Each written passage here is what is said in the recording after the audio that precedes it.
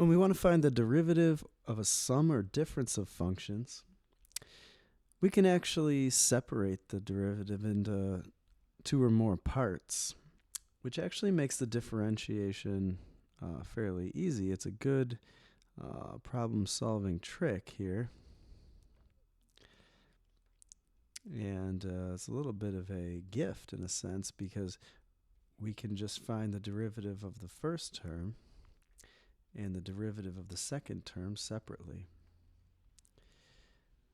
And we'll add the results at the end. So the derivative of x squared would be 2x, and the derivative of 8x is 8. And that's all we need to do there. Here is a derivative of a difference of functions. Same process though. Break it up into two terms.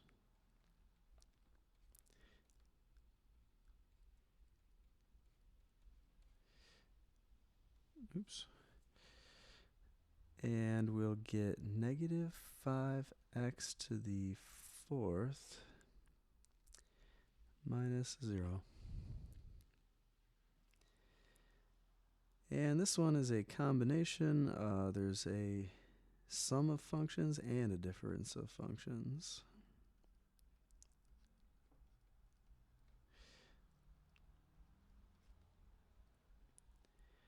Okay, so we'll break it up into three terms.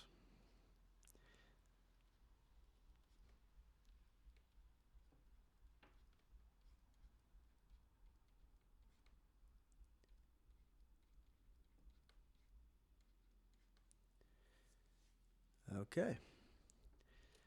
We'll have 4x to the third minus 4x to the negative 3 minus 0.